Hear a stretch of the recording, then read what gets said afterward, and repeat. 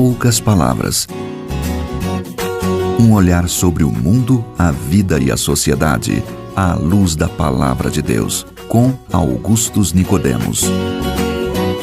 Estamos começando mais uma edição do programa Em Poucas Palavras. Aqui comigo o pastor Augustus Nicodemos, o comentarista desse programa, que a gente faz aqui com muito carinho para responder as perguntas que você tem enviado para a gente. Olá, querido ouvinte. Nós esperamos que o programa seja usado por Deus para tirar suas dúvidas, esclarecer sua mente e firmá-lo na verdade da Palavra de Deus. Obrigado pela sua audiência. Eu tenho uma revelação para lhe trazer da parte de Deus. Certamente você já ouviu muito isso.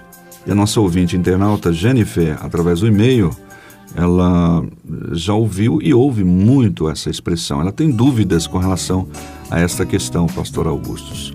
Por isso nós vamos colocar esse tema em pauta no programa de hoje.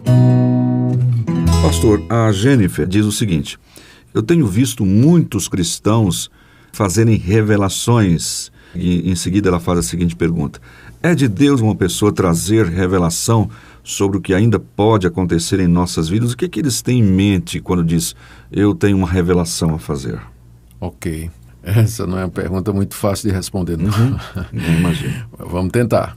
Eu creio, Nathan, que tudo começa com o fato de que no Antigo Testamento e em alguns casos no Novo Testamento, nós encontramos pessoas que chegaram para outras dizendo, assim diz o Senhor. Ou seja, eu tenho uma palavra de Deus para você. Então, estas pessoas no Antigo Testamento, elas eram chamadas de profetas.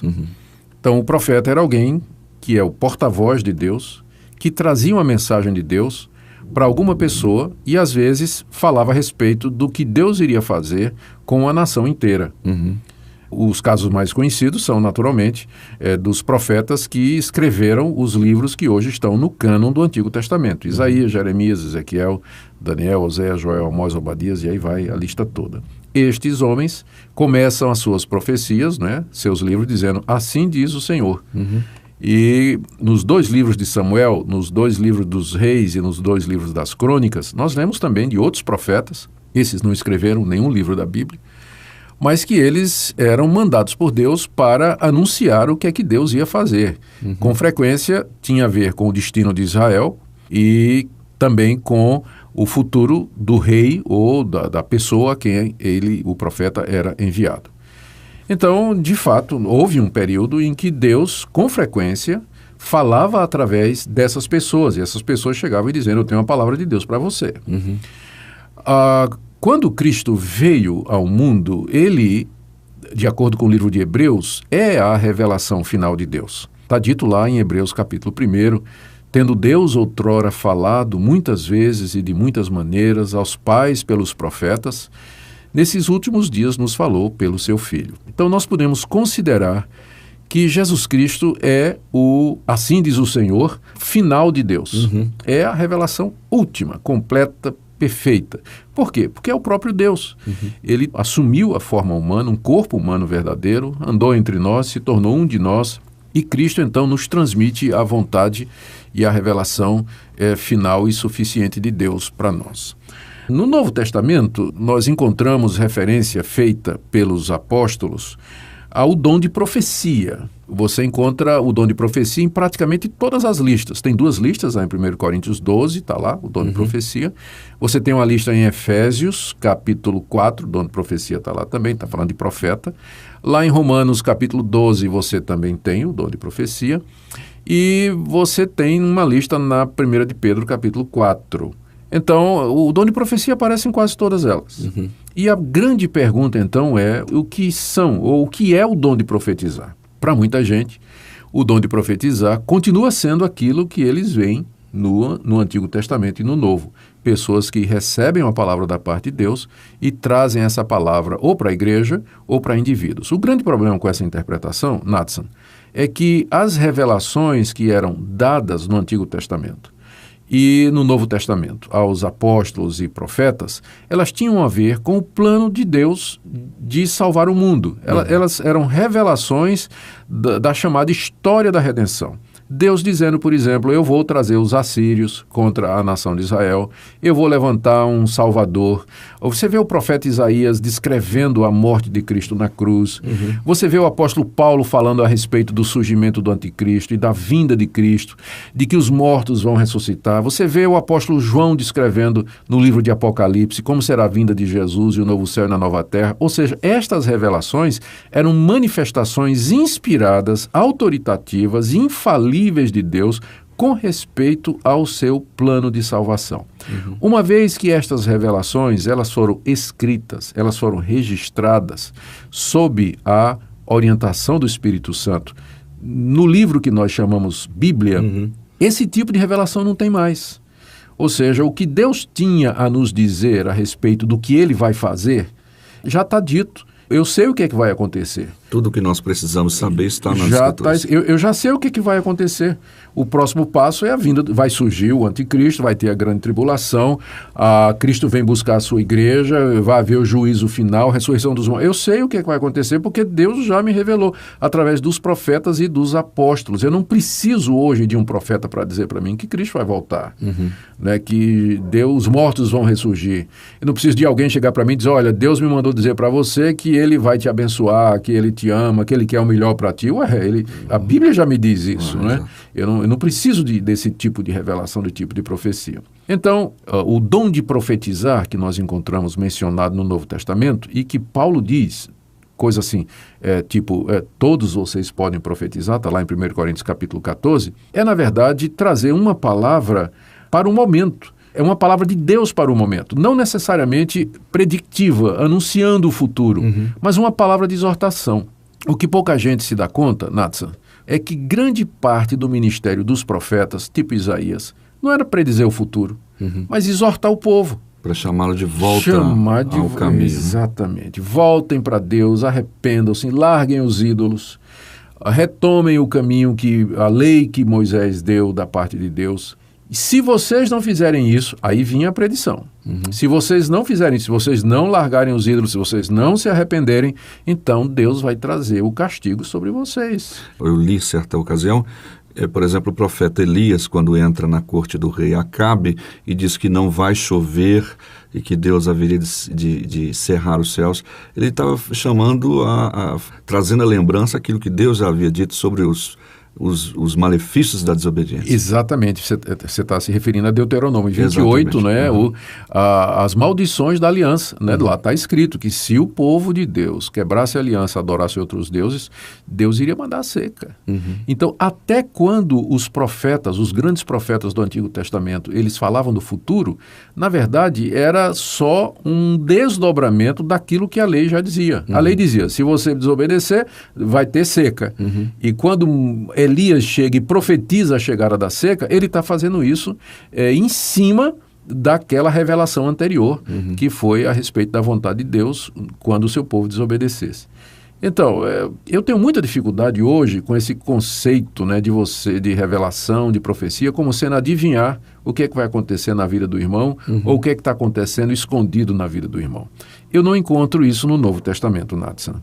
Eu não vejo exemplos disso. O pessoal pode dizer, mas é aquele profeta Ágabo que predisse uma fome e que Paulo haveria de ser preso e tudo mais. Sim, ele está dentro daquela categoria dos profetas do Antigo Testamento que ainda, vivendo no período em que o cânon não estava completo, ele estava anunciando dentro da história da redenção o que ia acontecer com um dos atores mais importantes da história da redenção, que é o apóstolo Paulo.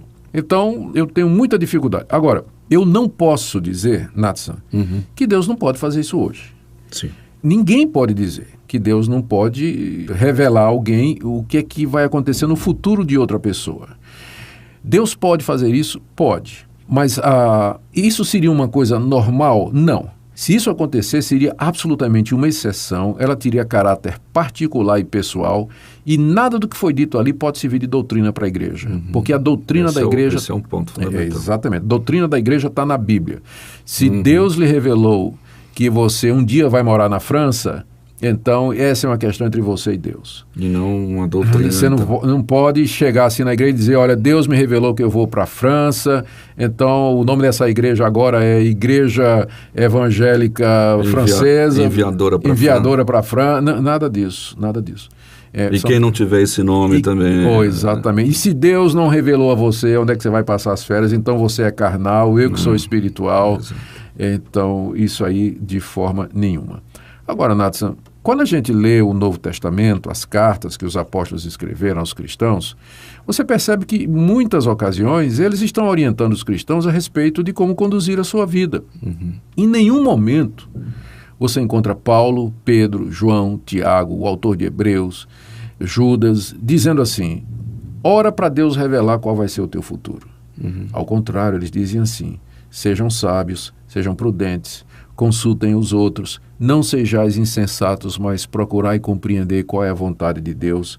Não há nenhuma orientação no Novo Testamento para que os cristãos busquem de Deus revelação com relação ao futuro, como sendo a base para eles conduzirem a sua vida e tomarem decisões. Então eu desconfio muito me perdoem, né, os ouvintes, eu não estou dizendo aí que tem gente... Eu não estou querendo ser mal educado com ninguém, mas não me peça para acreditar. Tá.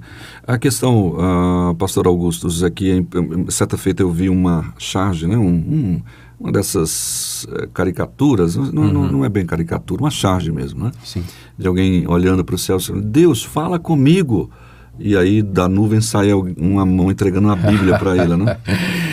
Exatamente. Leia a Bíblia. Leia a Bíblia.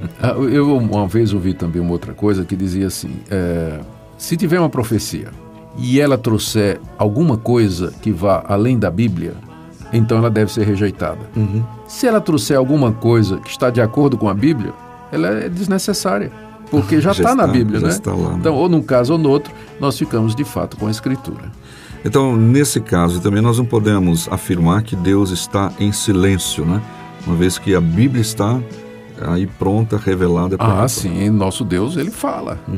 É um Deus que fala, é um Deus que está conosco, é um Deus ativo, e ele nos guia pela providência, pelas circunstâncias, pelo conselho de irmãos, pela leitura da palavra, pelo anúncio da palavra.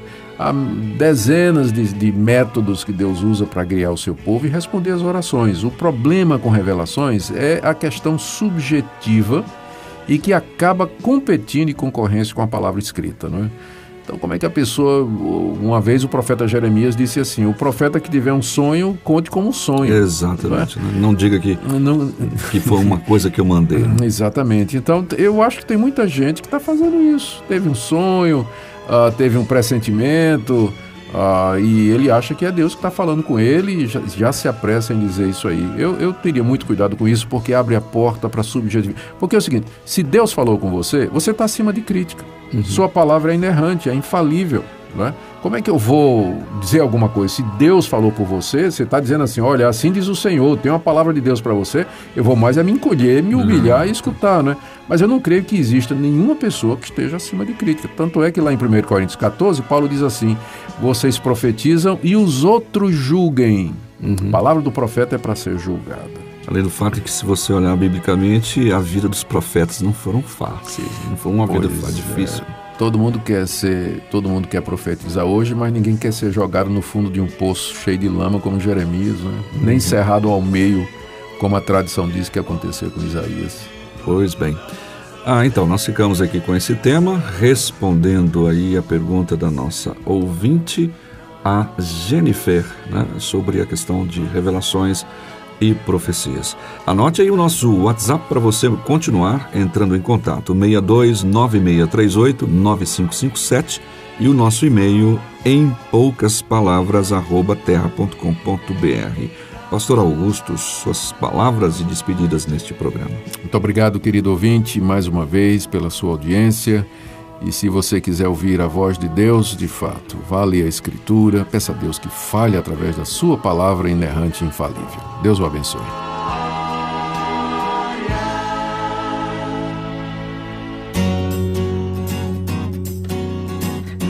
Em poucas palavras. Um olhar sobre o mundo, a vida e a sociedade, à luz da palavra de Deus. Apresentação Nathan Matias. Comentário Augustus Nicodemos. Um programa da Primeira Igreja Presbiteriana de Goiânia, Rua 68, esquina com 71, Centro. Visite o nosso site www.pipg.org. Apoio Seminário Presbiteriano Brasil Central, Goiânia.